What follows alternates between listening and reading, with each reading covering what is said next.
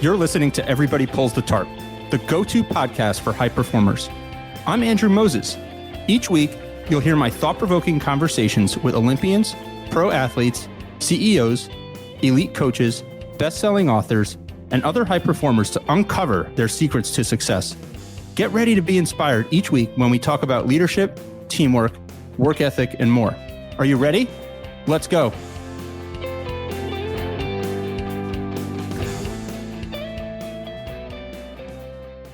Hi, everyone. This week, my guest is Dr. Nido Qubein. Nido came to the United States as a teenager with limited knowledge of English and only $50 in his pocket. He became a successful entrepreneur and one of the most sought-after speakers in the world on leadership, life skills, navigating change, and more. Today, Nido is the president of High Point University and has led the university to unprecedented, record-breaking success. Under Nido's leadership, High Point has grown from 90 acres to more than 500, 28 million in revenue to 400 million, and from just 1,400 students to 6,000. He is also the executive chairman of the Great Harvest Bread Company and serves on the board of several Fortune 500 companies, including Truist, the seventh largest commercial bank in the U.S. As you will hear, Nido approaches everything in life with creativity and extraordinary attention to detail. His story is inspiring and filled with life-changing wisdom. Towards the end of our conversation, Nido asked me about a $2 bill on the shelf in my home office and podcast studio. His question took us down a brief path where we explored some of my own family history and what it has meant to me. This conversation is jam-packed, and I hope you take as much from it as I did. So, let's pull the tarp and get straight to Dr. Nido Qubein.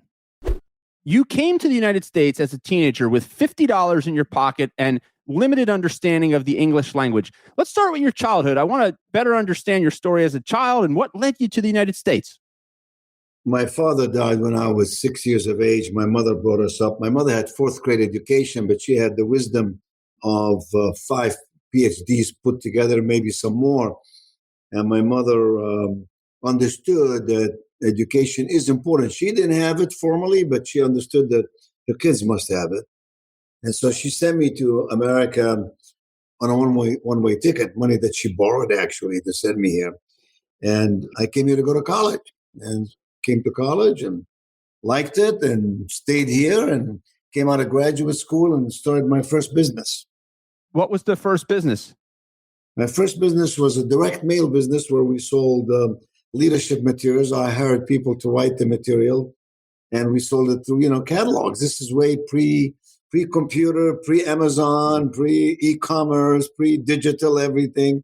And interestingly enough, out of that, I learned lots of lessons, obviously. Sometimes I was successful, sometimes I wasn't successful. In about 3 years, I had built a client list, about 68,000 people in 32 countries. And out of that came my speaking business. People start buying the stuff, say, will you come speak to our company?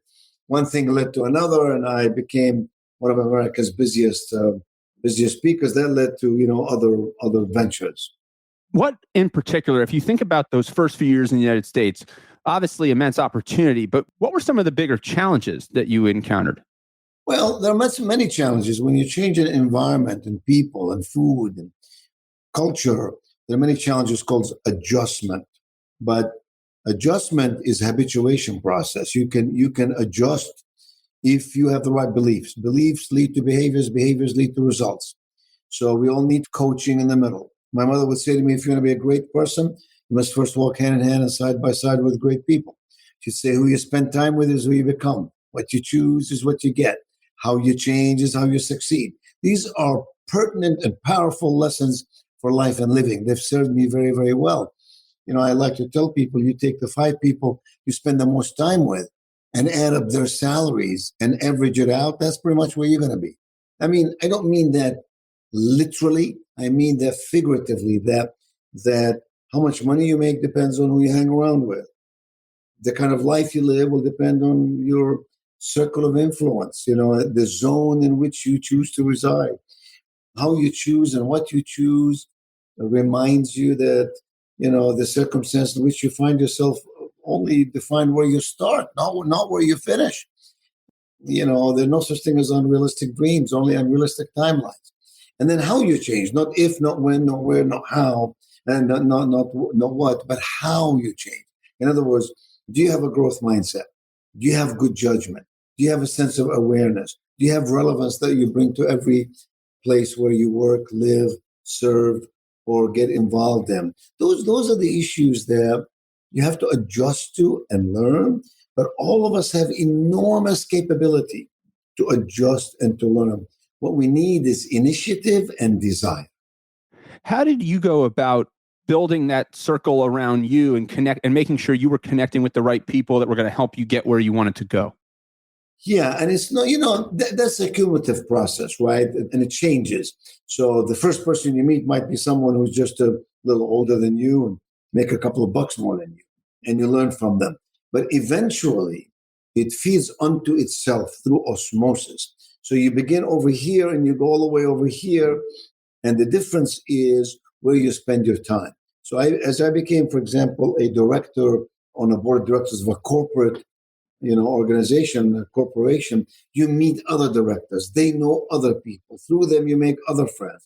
Because they're directors, they're at this level. So by definition, you begin to build this level too. And then, through life, you meet people. It's how you treat people. If in every environment your focus is to get, you're going to lose. But if in every environment your focus is to bring something of value, eventually people love being around you. They're willing to respond to you and be a part of who you are and what you do. And so I began in a very small way, but eventually I met more important people. And more importantly is that I retained them. This is the key. Can you retain your relationships in a way that people speak well about you, and then they introduce you to other people? I always say, similar to what you said there, Nido, you always want to be a net giver. You want more going out than you have going in terms of how you think about relationships. And if you look at relationships purely as transactional, you're going to be very, very disappointed. If you wake up and say, what is that person going to do for me? What is that organization going to do for me? What is that? That's a way to, I think, live in a lot of disappointment. I think what you're saying there is you've got to be intentional and authentic about, bring a passion, bring an energy, bring something to every equation. Yeah. So William Barclay, the Scottish theologian, said, always give without remembering, always receive without forgetting. And I think there is tremendous merit in that. I think there is. You mentioned your mother, Nido, and all the wisdom that she had, and obviously a tremendous role model. Is that where you kind of think you got your tremendous work ethic? That she modeled a lot of that for you? I think so, Andrew. I think so. I think that in life, you can't just have crusades aimed at people. You can't just lecture people. You have to live, they watch, they learn. So it's called modeling. You model the behaviors that you want in your employees. You model the behaviors that you want in your children. My mom was a very hardworking woman. She had 5 kids. She had to feed us and clothe us and take care of us. And I learned a lot from her. I think the most important characteristic of a human being, besides character and attitude and commitment, is initiative. Initiative. The person who gets up in the morning and is ready to take on the world. The person who is willing to learn more today than yesterday. The person who can master the art of risk management so that they're not afraid of risk. They're prepared for appropriate risk. You take risk out of life, you take opportunity out of life. Those are the elements that we have to learn in life. And with initiative, whether it's initiative to read books or attend seminars, listen to podcasts, hang around the right people, all that determines initiative. You can just be sitting down knowing nothing, or you constantly say, I want to learn something new today. I want to become a better person today. And all of a sudden, that initiative will create successes. Sometimes, like Thomas Edison had initiative, he lost 900 times before he got to a successful one. But that's okay too, because in every failure, you learn something you can apply to something else. And I do think that I learned initiative from my mom. I didn't have a dad, Andrew. If I had a dad, maybe I'd have learned it from him. But my dad died when I was 6, and he was sick before that. So my mom was the only person, I had access to. And even though she wasn't educated, I learned, as I said, some very, very valuable lessons from her. I did learn that, your attitude is not some hypothetical thing. It's about what comes out of your heart. So whining, for example, is the opposite of thanksgiving. So your attitude about life stems from your sense of gratitude. If you're grateful for oxygen, if you're grateful for your friends, if you're grateful for life itself, look at oxygen. You and I are taking oxygen as we speak now. And when was the last time we stopped and said, wow, thank you, God, for oxygen? We take it for granted, but without it, I would die. And so I think having an attitude of gratitude could be the foundational power that ignites everything else within us.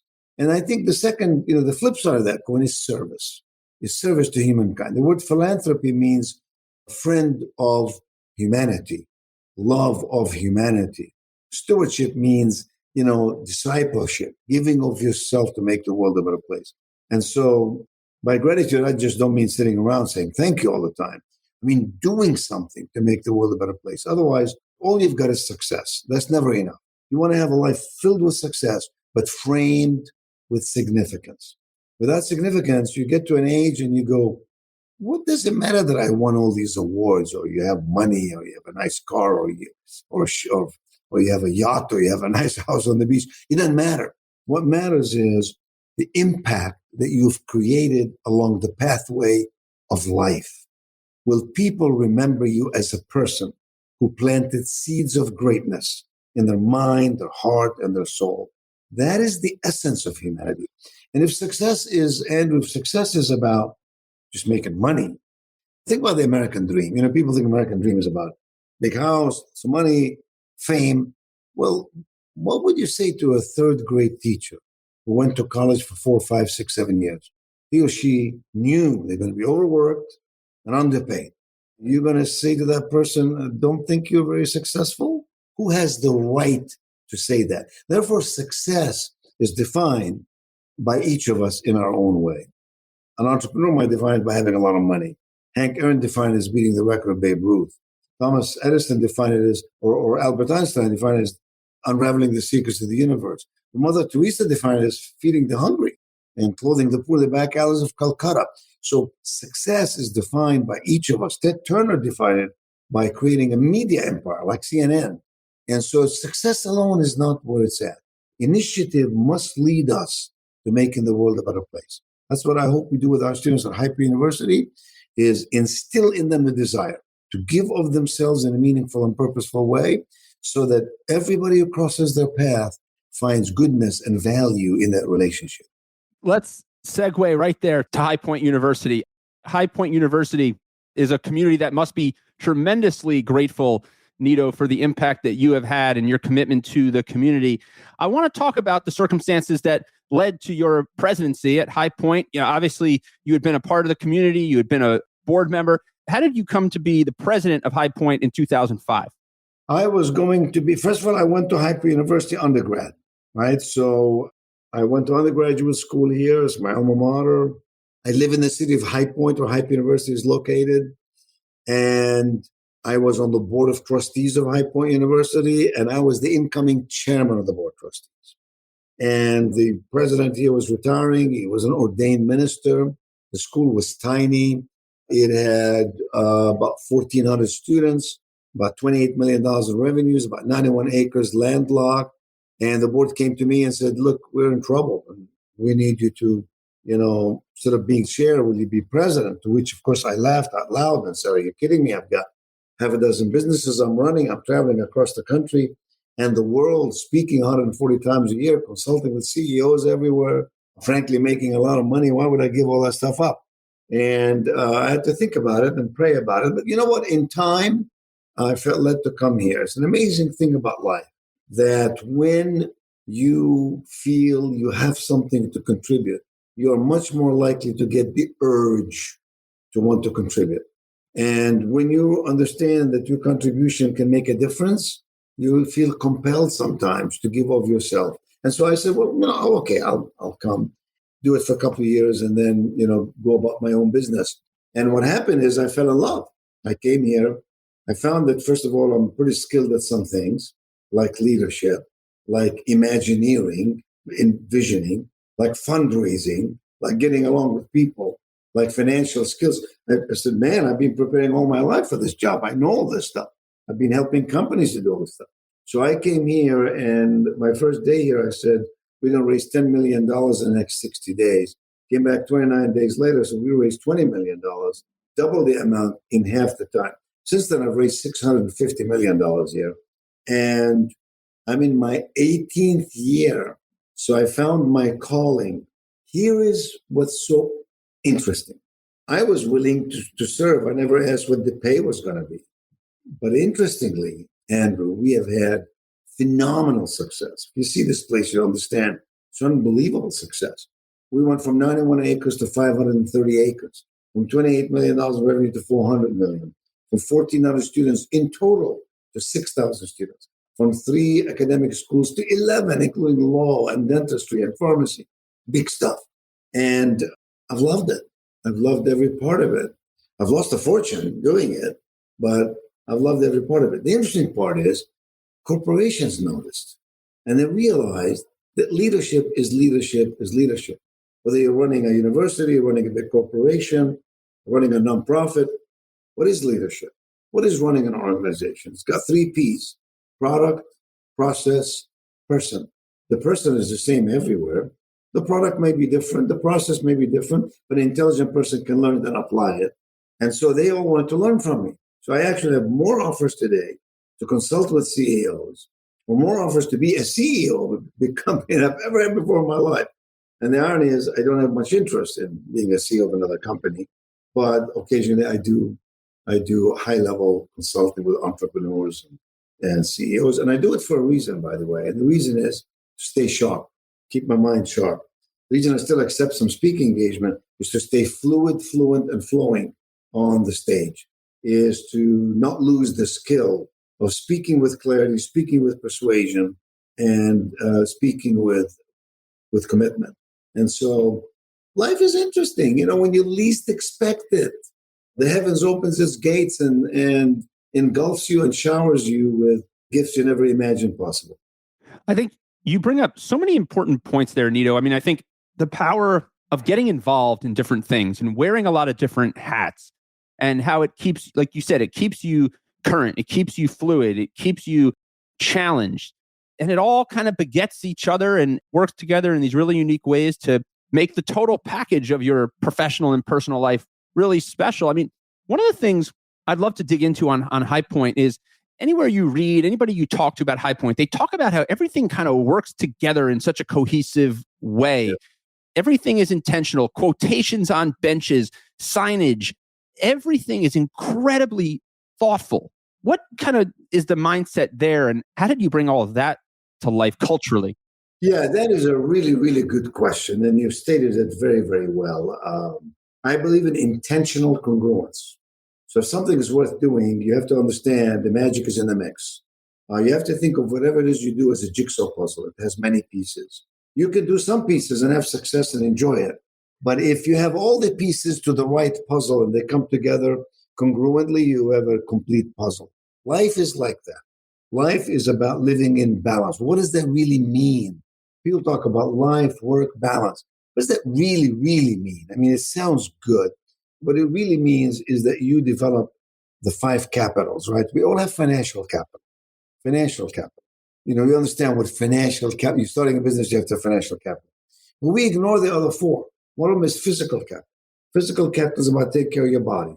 Enough sleep, right foods, exercise, so on. Energy. Everybody wants to talk about time management. There's no such thing as time management. Forget about it. The 24 hours in the day, everybody has it. What you want is energy management, knowing where you're going to prioritize your energy, knowing your hours in the day. I'm more energetic in the morning than I am in the afternoon. So I'm going to do more important things in the morning because I can get, that's called energy. You're like a battery. Once that battery runs out, you run out. So one has to make sure we protect that. So number 1 is physical. Second capital is educational. There's no replacement for education. The word education comes from a Greek derivative, which means to change from within. That is not training. You train dogs and elephants. You train people in transactional stuff. When you train someone, you show them the how. But education is different. Education is about transformation. It's about achieving your fullest potential. So education is really about not teaching the how, important as that might be, but teaching the why. Because once you know the why, you can figure out the how if you have any degree of intelligence or capacity. Training teaches you what to do, but education teaches you how to be. Too many people worried about their to-do list. We ought to be worrying about our to-be list. To-be list. What kind of a person am I becoming? Not just all the stuff I've got to do. I showed you my desk. My desk is, pretty clear. I have all my work sitting right here. I don't have these piles of papers and all that. I don't understand that. I mean, I can organize my life, and I do lots of things. I serve on 5 corporate boards. I run a large university. I have 2,000 employees here. I serve in many other capacities. I own pieces of businesses and so on. So you're not going to convince me that it can't be done. But one has to have the education for it. You have to know how to do it. That is why it is important to always learn from experts. My argument with my clients over the years is that I'm an expert in certain areas. I can help you in those areas. But I can't fix your car. I can't fix your teeth. You have to go to an expert for those. The reason you have to learn from an expert is because the expert has his or her information in order. In other words, A comes before B, B comes before C, C comes before D. If not, you can talk to someone who can give you all the jumbo mumbo. But if they don't have it in order, it'll actually cause you more harm than good.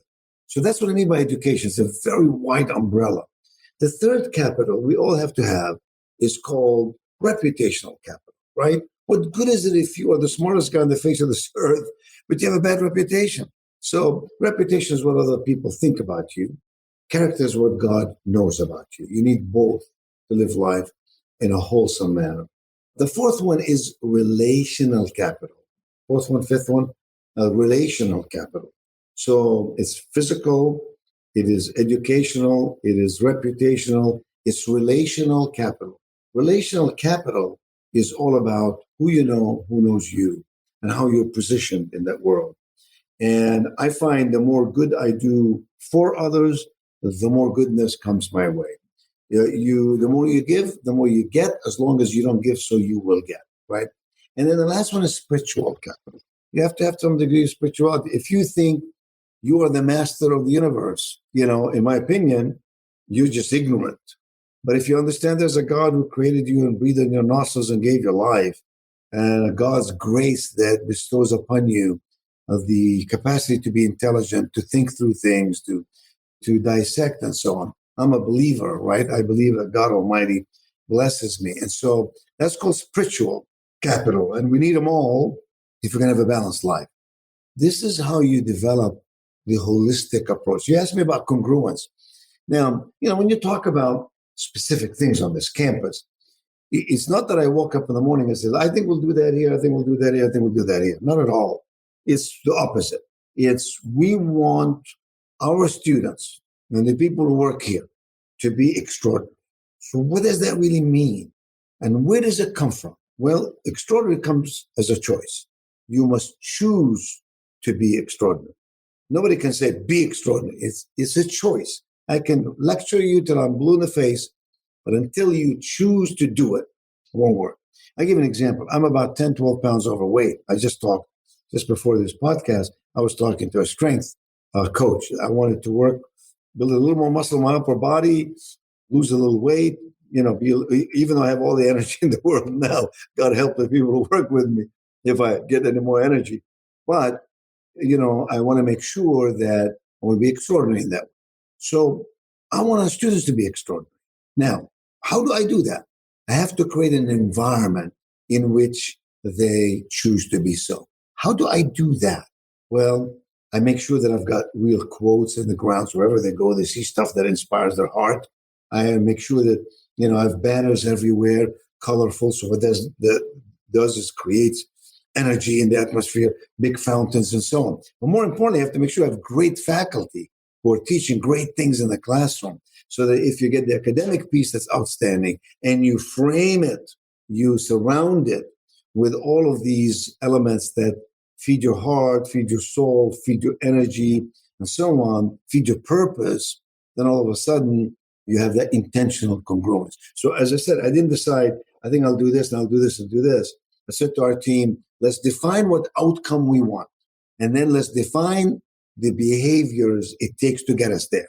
And then let's define the beliefs we must hold dear so that we will behave in that way. So if I believe that I'm going to live another 25 years, and I believe that living life with energy is better than no energy, so then what must I do? I must take care of my health, hang around the right people, deny negativity in my soul, so on and so forth.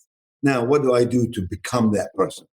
People coaching me, hang around the right people, read the right books, listen to the right podcasts, et cetera, et cetera. So that's how we did it.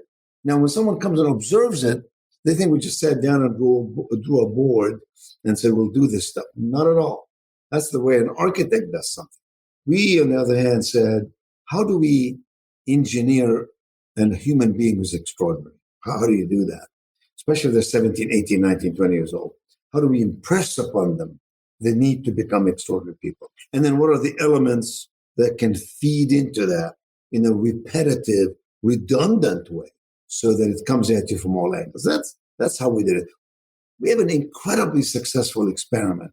And while it protects and respects the protocol of the academy, we are accredited at every level, the highest level. On the other hand, we took some license. So think of it this way, Andrew. The academic program is the Mona Lisa. You don't mess with the Mona Lisa. If you go to the Louvre in Paris, the Mona Lisa is the Mona Lisa. But you will notice that someone took some liberty with it in this way. Someone decided what kind of frame it's going to have. Gold, silver, black, white, green, yellow. Someone decided where strategically they will place it. Someone decided how they will light it. Therefore, people queue, to see this Mona Lisa. That's what we did. We protected the academy, which is the Mona Lisa, and yet we took some liberties about how we do the supplementary elements, collateral services to make it so. And we did it all in a very intentionally congruent manner. So when you go in, we have 18 restaurants on campus. When you go into our main cafeteria, I put a band there every day from 11 o'clock to 2 o'clock. Now, I didn't put a band because I know a band or because we have extra money to spend or because the music just be interesting. No, I put a band there because I noticed I wanted our students to stay there and build fellowship, build friendships, build relationships. And I noticed that people were coming in, picking up the food, 8-10 minutes, boom, they're gone.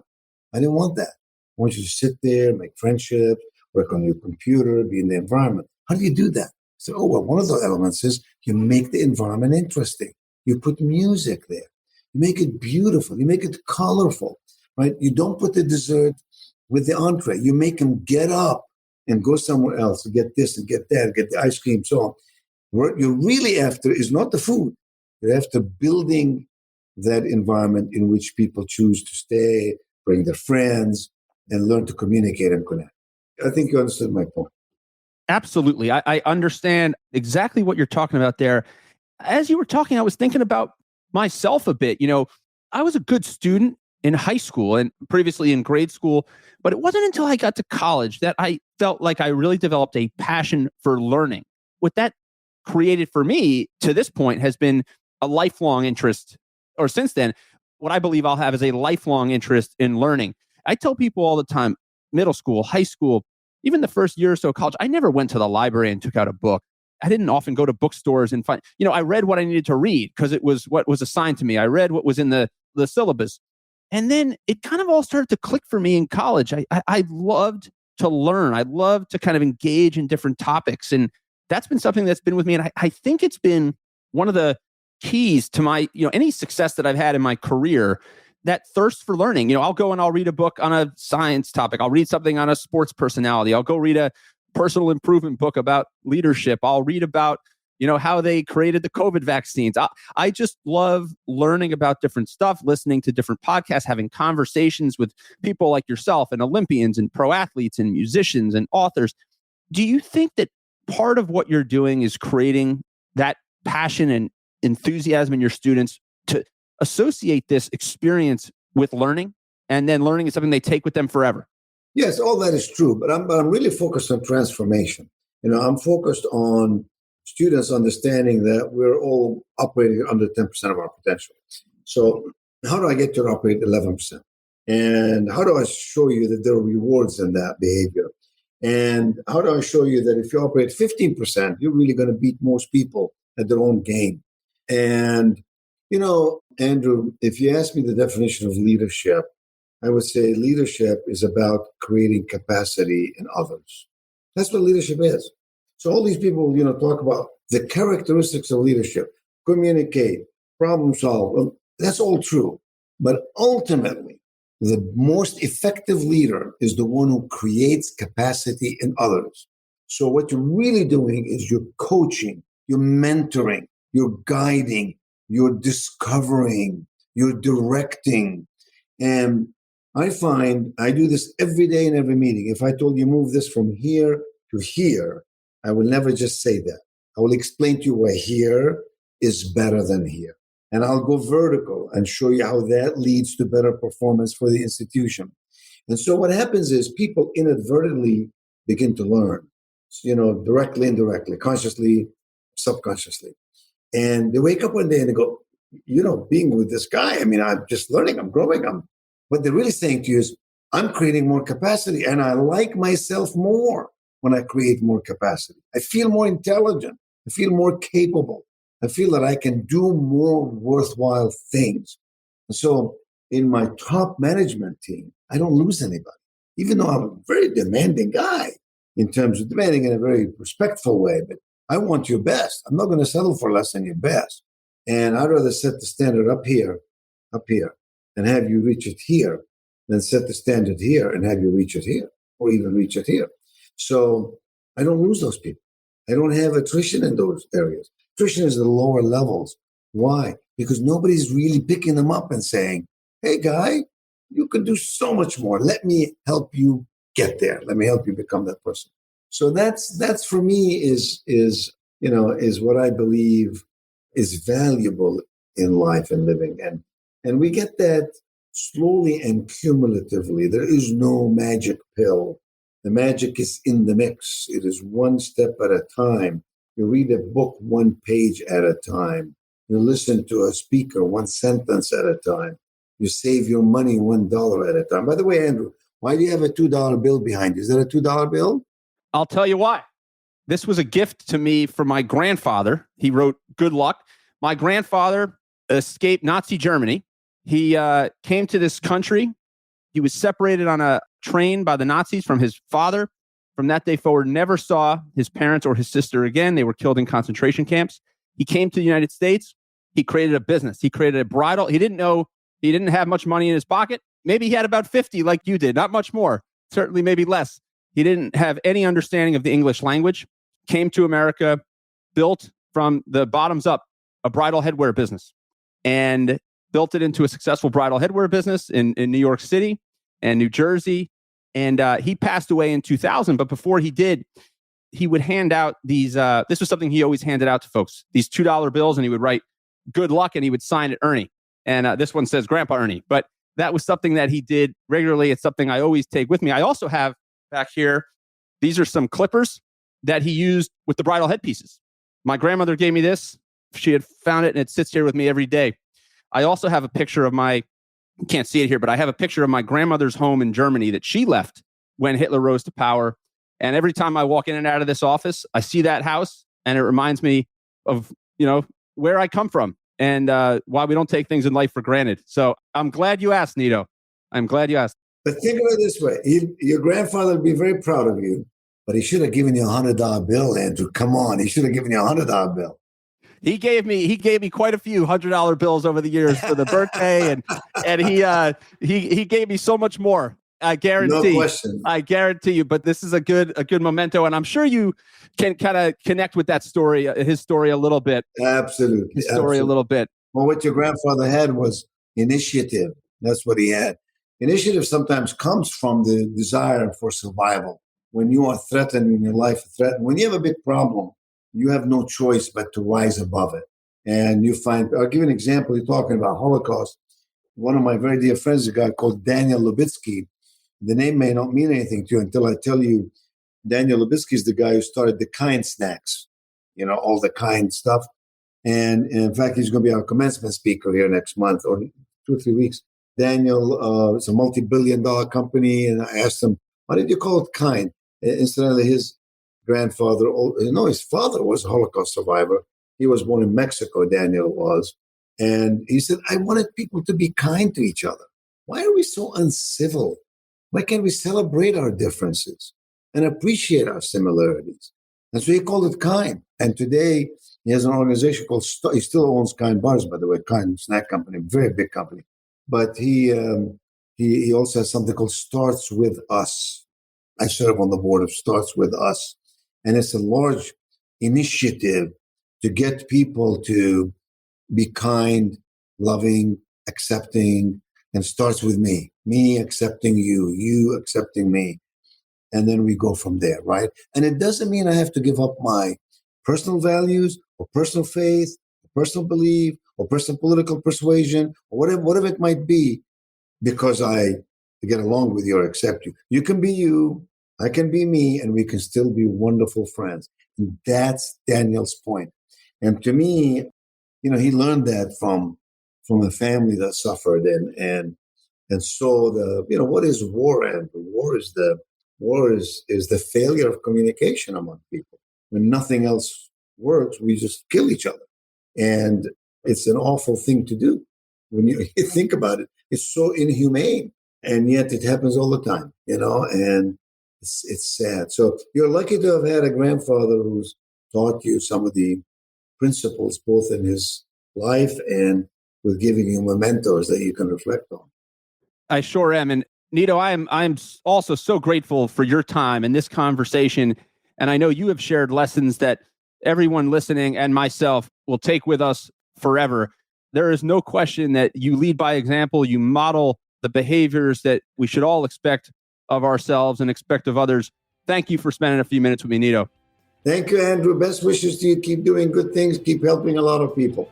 All right, I will. And I'm going to come down and I'm going to check out High Point University one of these days. I'm going to have to come visit. Okay, that's a deal. All right, take care. Thanks. See you. Bye-bye. Thank you for joining me this week. Be sure to subscribe in your favorite podcast app so you can catch all of our upcoming episodes. And if you are like me and want a world full of tarp pullers, then leave a review to help others find us. You can also follow me on Instagram at AndrewMoses123 and sign up for my monthly email newsletter at everybodypullsthetarp.com/newsletter. I'll share tips and insights to help you achieve maximum success and happiness. Today is a great day to pull the tarp. I am rooting for you. See you next time.